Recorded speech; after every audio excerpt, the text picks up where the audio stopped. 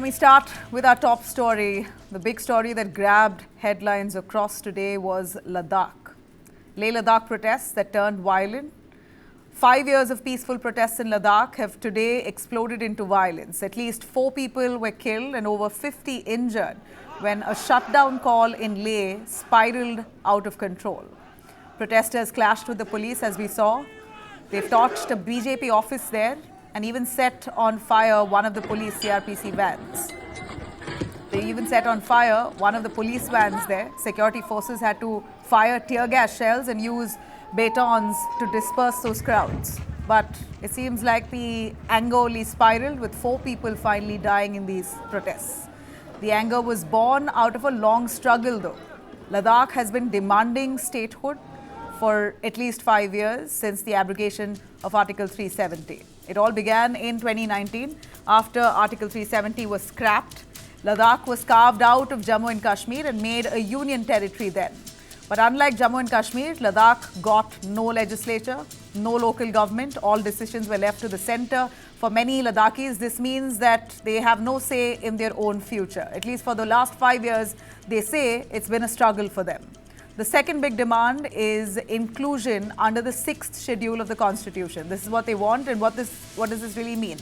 It basically gives tribal regions, for example, in states like Assam and Meghalaya, the 6th schedule amendment there gives them their own councils with powers over land, jobs and local governance. And in Ladakh, 97% of the people there are tribals. This safeguard could only protect them with their identity, their land and the fragile ecology. Now, the protests intensified after climate activist Sonam Wangchuk's hunger strike that entered the 15th day. We hear the protest turned violent because at least 15 of his supporters, who were also fasting with him, collapsed and they were rushed to hospitals. Young protesters, out of anger, then poured out on the streets with rage. Wangchuk himself then finally had to end the fast, appealing for the people there to calm down and not end and kill the 5 years of effort that they've put in to ensure statehood for that region. In fact, Wangchuk calls this a Gen Z revolution. He says this protest is born out of years of joblessness, frustration and broken promises. But he's also urged the youth not to undo years of peaceful struggle with violence and to ensure peaceful protests. Here's what he said. आज पूरे लेह में बंद की घोषणा की गई और फिर युवा पीढ़ी हजारों की संख्या में बाहर आ गए। कुछ लोग सोचते हैं कि ये हमारे समर्थक थे। मैं कहूँगा हमारे समर्थक से ज़्यादा, हालांकि समर्थक पूरा लद्दाख है इस मुद्दे पर लद्दाख के, मगर ये युवा पीढ़ी का बड़ास था, एक तरह का जेन ज़ी रेवोल्यूशन जो कि उनको सड़कों पे लाया। 5 सालों से वो बेरोजगार हैं, एक के बाद एक बहाने करके उन्हें नौकरियों से बाहर रखा जा रहा है और फिर लद्दाख को संरक्षण नहीं दे रहे हैं। मैं हमेशा बोलता आया हूं कि ये नुस्खा है समाज में अनरेस्ट का, सोशल अनरेस्ट का, कि आप बिना काम काज के युवा को रखें और उनके जो लोकतांत्रिक अधिकार हैं उनको भी छीन लें। Now, the demands are quite simple here by those protesters and people of Ladakh largely. At least Wangchuk claims that this is an agitation across caste, religion, groups, political parties. All people of Ladakh want these demands. And those are: restore statehood so Ladakhis can govern themselves, place Ladakh under the 6th schedule to safeguard tribal rights, a separate public service commission to create jobs, and 2 seats in the parliament instead of 1 that was given earlier for a stronger voice in the centre, or rather in Delhi.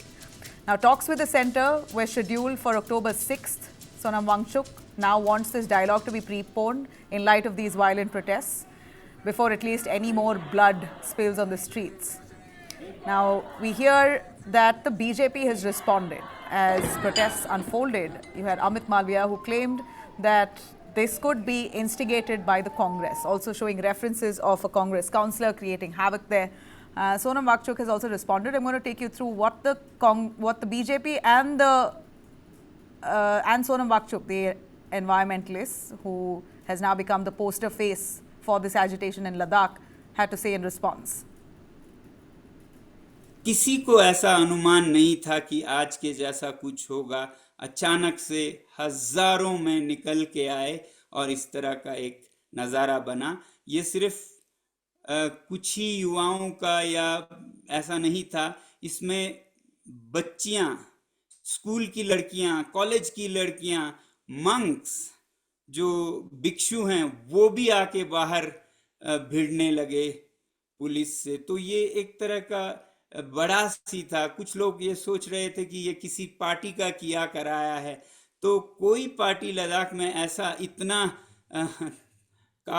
वो नहीं रखता है ताकत या शक्ति की इतने 4-5 हज़ार युवाओं को ऐसे निकाल पाए। तो ये सिर्फ युवाओं का एक बड़ास था जो आज निकल के आया। All right, well, Sonam Wangchuk there responding to BJP, who says that this was instigated by the Congress. He says no, Congress party has no influence in Ladakh. They are not capable of mobilizing 5,000 people to come on the streets like that. This is nothing but protesters there frustrated over 5 years of wait for a statehood, and they claim that many of them are jobless. They don't have a proper job. Basically, there's nobody to govern the area the way they want it to be. Let me quickly bring in our panelists here. Wangchuk Shutdown, founding president of the Ladakh International Center, joining us live. We also have Desh Deepak Verma, constitutional expert and former Secretary General of the Rajya Sabha. I really appreciate both of you for joining us. Wangchuk, let me start with you on this. For 5 years, Ladakhis have been protesting peacefully, but today the protests turned so violent, 4 people have died. Where do you believe this level of frustration has come from? We understand 5 years is a long wait, but while they were protesting so peacefully, and the government also given a word, Amit Shah had given a word that October 6th, there will be a discussion on all their demands. Why couldn't this wait? I'm not saying this is justified, but it seems like they've lost patience before that. Well, I don't think it's about a date. This has been brewing for quite some time in the last 3-4 years, and people have been protesting. They have, very important to understand that Ladakhis have no issues as such, like people in Kashmir or people in Punjab. They have just small demands, and these demands are administrative demands. It's not even political demand. So I think partly it is the government which has delayed the process of addressing their issues. And secondly, the problem was that the government here, or in Ladakh or elsewhere in the center, they don't just bother about discussing the issue with anybody. Okay, they don't want to discuss with the protesters or the people sitting on dharna, but even otherwise, I don't know who they talk to. Situation was getting worse every day. Yet the government is very quiet. I mean, they don't believe in consulting anyone or asking people, the civil society or any other. The BJP also has this. Government has a lot of sympathizer here. Even they are aghast. They don't know what to say. So it's just that there is a vacuum here. As a result, the situation has become very bad, and it's very unfortunate. We have lost a lot of young boys and girls, maybe about 6, 7, or maybe 10. Wangchuk says 5 people have died. Yeah, possibly more. But this is very, very Now, unfortunate. what's Something typically which is the very age group small. of these protesters, sir? We're looking at young people there. We don't Yeah. want to be calling them Gen Z because this is not the kind of inspiration we want to take from Nepal. But it appears that Wangchuk saying exactly that these are young people, Gen Zs. It's a Gen Z protest. Now, we're just hoping this doesn't turn into an uprising like we saw in Nepal. Yeah, but some speeches were made about Nepal, some reference was made, but I don't think the Ladakhis would like to go the Nepalese way. Nepal has an international dimension, Yeah. but here it's just a local issue, not even a local issue, it's a local demand. I think some kind of a sanity, some kind of a this is really disproportionate that people have lost. The talk should resume very soon, and they should not only talk to this team that is going to MHA, but also the larger society, which I'm sitting in Leh right now, and I feel this, that there is a gap between the government and the people here. Do you believe Somebody has to Leh intervene. Ladakh is being gripped by unemployment, that people have no jobs and that's what's driving the anger? That's what Sonam says. Yeah, I mean, look, for last 5 years, the seats have not been filled. There's slots of various government seats or teacher or medical, police and other things. But that was mainly because the system was not created here. New laws have come into being. We were part of J&K, and the recruitment process was not there. Secondly, we don't have a board, the selection board. So all these things, I think MHA has taken little more time, and this should have been, either the J&K system should have continued for some time till you have your own system created here. As a result, I think a lot of unemployment has come. Proportionally, I don't know how much unemployment is, but recently I heard some 30,000, 40,000 people are looking for jobs here and there. So Number for the could be this, population of I Ladakh. cannot, pardon? For the population of Ladakh, that is a big number. Yeah, I know it's 1.8 lakh or maybe less than 2 lakh, but altogether we are about 3 lakhs. Partly, some people are in Kargil also. You have a 2 district, and altogether must be about 3. So out of that, maybe 40,000 could be a big number. I don't Absolutely. know. It is Partly a big also. number. But my question to you before I go to our constitutional expert, there's a lot of talk that this could be instigated, external influence. The BJP says Congress is instigating. What's your observation as someone who's from there, who knows the thick of it? What's your observation? Do you believe that this is internal unrest breeding within the community there, the ethnic communities, or could this be instigated?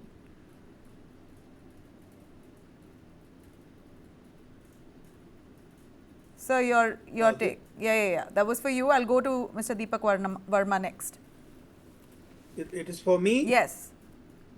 Well, this is something which nobody will comment, because whether it's been instigated or not, some investigation should take place, some inquiry should take place. I just heard the governor speaking right now. He's trying to find out the details, but he also hinted that we know who are the people who have instigated. So I am not able to comment, because I live in an environment where I would not like to make things worse. Yeah. Giving you wrong information. Yeah. So I'm very cautious about making statement, just because the situation was very bad in the afternoon. I was in a hospital when I saw all the shots being fired, the gunshots, or maybe smoke. So this is unprecedented. I have not seen this kind of thing in my life, in my place. Some years ago, 3 people were killed, but that was partly because they were running away and the police had to fire or something like that. But this situation is a direct confrontation between the supposed to be a youth and the police. And recently, I think the government has deployed maybe a battalion of CRPF. Maybe less than a month, this have been brought from outside, maybe from Kashmir or Jammu. That has created some kind of a tension in the minds of people. Look, the government has sent a lot of paramilitary to crush us. So that may have aggravated. I don't know. I'm not an expert on this area. I'm an international Are political. protests still on, sir? Are protests still on? Are they? No. There's a curfew now. Okay. Not curfew, section 144. Okay. So people cannot come out, In groups, more than 4 yes. people or something like that. Let me bring in Mr. Deepak Yes. Verma on that. As a constitutional expert, sir, people in Ladakh, the population, as sir has also said, barely 3 lakhs. 3 lakh population, Ladakh wants a separate state. And they've been demanding this for the last 5 years, ever since the abrogation of Article 370. And situation has gone out of hand for the first time, and it upsets us as a country, Ladakh being so integral and part of India, to see this section of the society there going against the government, the central government, burning the BJP office.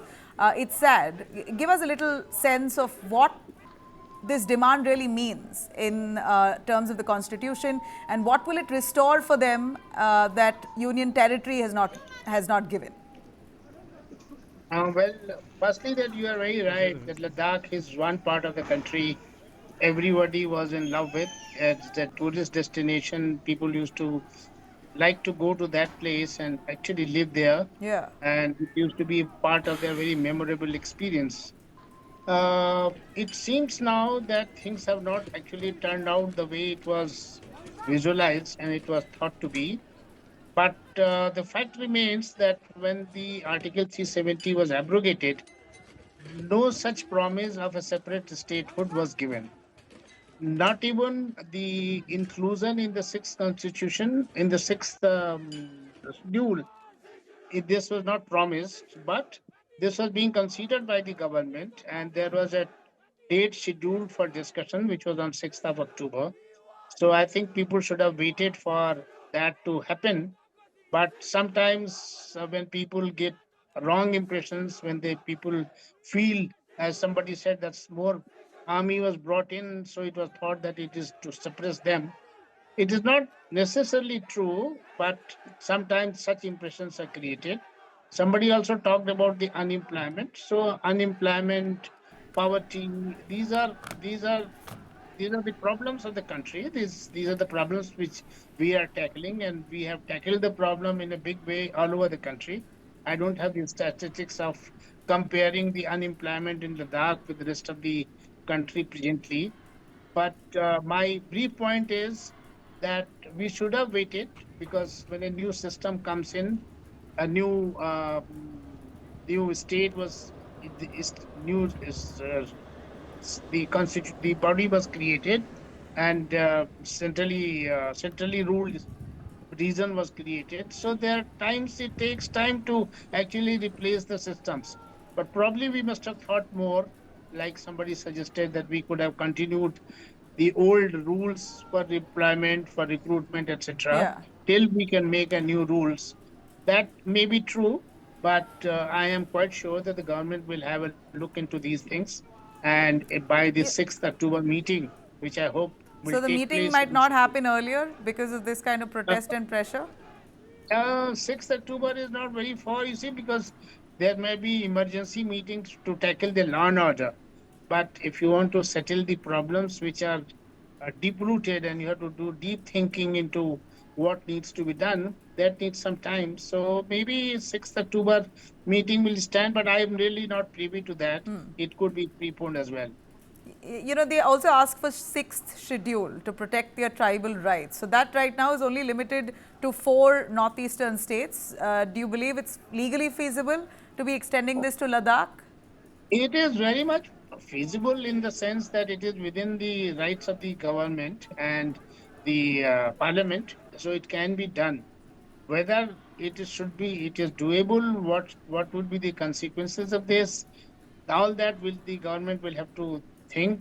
What has been the experience in the states like Assam and Meghalaya, where the six this has been done, schedule has been brought in. Yeah. So all that will have to be looked into, and then probably a decision will be taken. Okay. Right. Mr. Pangchuk, your take on the violence today. Do you believe that the days of fast that Sonam Wangchuk carried out today falls, actually, he falls behind now after all that silent protest and agitation he pulled off? Could have had a good effect on the government. Now it seems like it almost looks like a threat. Do you believe that this has weakened the case of people of Ladakh, or in your view, do you feel that the center might concede faster? I just heard from the leaders of this movement. There is a movement of Ladakh People's Movement or something which has an apex body, Ladakh apex body. The veteran leader of that body, Mr. Tuftan Seang, who was a former MP, just announced that somebody from Delhi is coming to Leh tomorrow. So earlier the news was that some people will go to Delhi, but instead I think somebody is coming from Delhi to Leh to see how this situation can be normalized. I don't know the talks will be rescheduled, as Mr. Wangchuk wants this to be held earlier than 6th October. That I don't know. It will be government's decision how they look at the situation. But yes, I think serious discussion. I see a lack of communication. I think it's because of lack of communication between the people and the government. And we have an MP who's from Kargil area. I don't know who he communicates with, but he's from an opposition. He's not a BJP leader. So there are all kind of issues here. As a result, I don't see communication properly, and the Okay. government doesn't believe in talking to anyone. Final word from you itself, since you're right at the epicenter, Mr. Wangchuk. What really are the issues in Ladakh? We know that it's a very sensitive ecological region. People feel that they have no right on their own land. They're not able to decide for themselves and their future. It's a small population, but they feel that they're given no rights for themselves, and it's a tribal population all the more. So they feel that they should also be treated similar to states like Arunachal, etc. No, this is not my opinion, but I often hear from the government people or maybe in people in Delhi that to have statehood for Ladakh is not viable. It just you can't give a state to 3 lakh people, you know. There is a criteria, and they look at the economy, they look at the population, they all kind of stuff criteria. I'm sure a lot of states have been created in the last 30, 40, 50 years. What the argument which the other side gives, the government side gives, is that to give a statehood or even that sixth schedule is not viable, because they say that Ladakh is not part of Northeast. Sixth schedule is specifically for Northeast, and sixth schedule comes under the tribal law. There are complicated They're arguments here. 97% tribals. No, they are scheduled tribe, not tribal. Tribal is something else. Scheduled tribe is something else. Yeah, give us the difference. Then why do they want to be part of the sixth schedule then? They are demanding. They want to be part of the sixth schedule because it has a full-fledged tribal area declaration. I mean, once you are a scheduled tribe, They doesn't mean basically that are you not tribals but want the benefits of the tribals. Then you are autonomous. You go to Bodo land, the Bodos have the autonomy to run their own government. So no, but this is not border land. The government says this is a border area. Border land doesn't border with China. So the fact that it's a border area all the more makes it sensitive for the government to give it complete statehood is also an why aspect. I think the government is in a dilemma whether to give at the border area. The government also has certain concerns. Correct. It's not that people belong to government to the border area, therefore you should give this. Government should be will be far more cautious. Yeah. I'm not saying this, but that's the government argument which I've seen here and there, why they don't want to consider. And secondly, all this kind of autonomy which previous regimes have been giving, 370, 371, here and there, inner line permit. This government has been withdrawing all this kind of provisions. They say one government, one constitution, one rule. Now, these are the things which, you can't separate all these things away from the national politics. But there should be a middle ground if Ladakhis are feeling slighted and they want to be. Yeah, that's for the government to think. If the government wants to have a middle ground, it's very good.